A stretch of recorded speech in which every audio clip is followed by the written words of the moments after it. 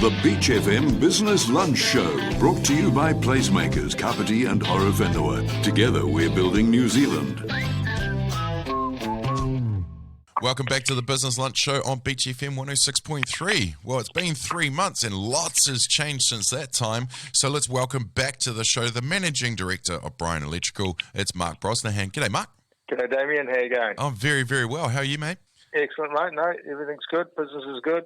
Family's good, so life's all right. Excellent, excellent. Hey, interesting time the last 3 months. How'd you pull up? How did everything go for you guys? Well, the lockdown was, is what it is. We were very restricted on our jobs. It was we were essential services, so we were out there every day doing work. We were out there on the stats over Easter doing work. But as soon as we went basically down to level 3, then business just started to roll in, and we've been fairly busy. It's changed a bit. As to the type of work, but yeah, otherwise we've pulled up pretty well and we've got enough work to do, so it's all good. Fantastic. I believe at the moment it's pretty hard to lock down a tradie at the moment. Are we seeing a lot of people out there kind of putting some love back into their homes since they can't go anywhere? Yeah, I think, Damien, people are focusing on their own homes. So a lot of the big investor projects that were going ahead have sort of slowed down, and what's happening is people are deciding to spend money on their own houses and do things. They sat there for some people for 1 month, but other people literally were sitting at home for up to 3 months, and they just, have decided that perhaps they should upgrade this or change that. So there's a lot of domestic work going on, just small domestic jobs. And what kind of things should people really be, thinking about this time of year? I mean, I know the heat pump would be a big one. Yeah, well, there's still the heat pumps are still very, very busy, and still maintenance of the heat pumps. A lot of people have still got their underfloor insulation to be done, and then they can get the Energy Efficiency Conservation Authority grant. So that's part of the Smarter Home systems, where we're installing heat pumps for 10%, and the government are paying 90%. So it's a good time for those people who meet the criteria to be installing heat pumps. They're extremely busy with that side of it. That department's all firing at the moment, that's for sure. Oh wow, yeah, no, definitely. But they are worth their weight in gold. But they're not just something you plonk on the wall and they're sweet for the next X amount of years. You've got to maintain them. You've got to look after them. That's right. I keep likening it to people. You get your vehicle serviced every 10,000 or 15,000 k's. You look after it. You make sure it's right. You wash it, you clean it.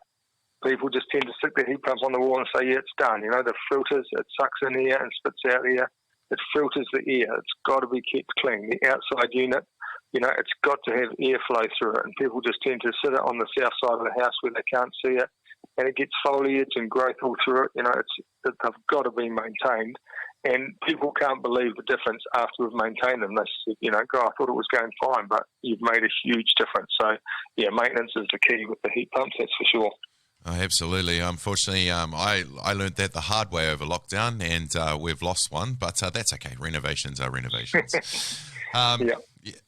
There's a lot of, I know there's a lot of legislation changes in regards to who can do electrical and who can sign it off, etc. over the last few years.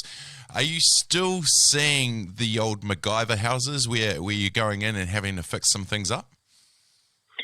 Yeah, well, legislation now says that the homeowner can do a certain amount of work themselves. So they can go down to Mitre 10 and buy a sensor light and put it up themselves, Okay. They can do that. I don't think it's a great idea. They can still put the wires in the wrong hole and it can still operate. But it's not great, It can be potentially very dangerous. So we're not into that at all. We'd rather tell people to buy quality products through our system and get them installed by a qualified electrician, and then they get the certification when we've finished all the compliance documentation to say it's been put up by qualified electricians and it meets all the regulations. So yeah. Oh, talking about a sensor, I had a mate that put his up and he didn't put that seal in. Not a good idea. No, that's right. As quick as that, sure, it'll go up without the seal, but first couple of showers of rain, you're back to square one. Oh, yeah. You're putting your house in danger. Hey, in regards to, I know test and tag is a big thing in regards to health and safety around workplaces. What are we still very mindful of that? Are people still getting everything checked up and updated? And how often should we be thinking of that stuff? Yeah. So on a commercial job site, we're test and tagging all the tradies tools every 3 months. They've got to be kept safe, so every 3 months. For a domestic home, you don't have to have it in your domestic home, but in your workplace, so for the computers and things like that, then their time frame to be test and tagged is continually way larger than 3 months. You know, certain appliances are 3 years, and some of them are 5 years, and some of them are 12 months. Depends what they are and how often they're used as criteria. But if you're in a workplace, everything's got to be test and tagged. It's the rules. You know, you've got to keep your staff safe, so everything has to be certified to say that it is safe and meets all the safety regulations and tested by someone competent. So if not, and WorkSafe or somebody walked in, you're at risk of big fines and a smack on the hand. Well, that's right. If WorkSafe walk in and you're not meeting compliance, it doesn't matter what compliance, but one of the compliance is that everything has to be tagged for safety. And if you're not meeting that compliance, then they have the right to say, you know, we can prosecute you and fine you. You know, and that's what they do. That's their job, to keep everybody safe. So it should be the employer's job is to keep the employees safe. So they should be proactive and make sure that they're doing that for sure. That's the one.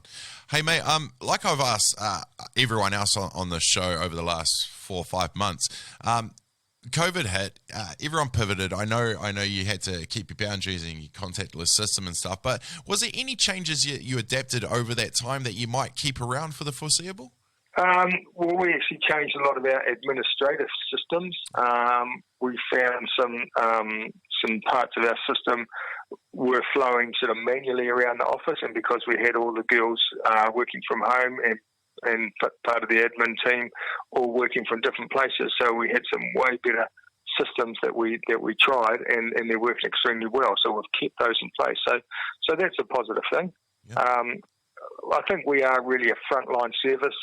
Being the central service, we need to be here for the public. So it's a bit hard for us to sit at home and work from home. But I know there's a lot of businesses who you know wouldn't take that plunge to work from home, but they were forced to work at home.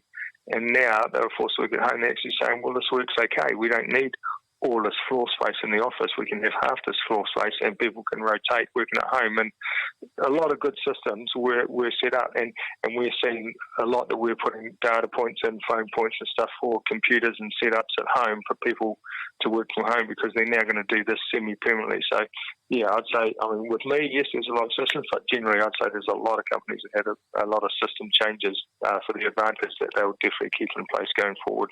Absolutely, mate. Yeah. No, I hear that. So what's next on the agenda for you guys? Business as usual. Keep on growing the brand.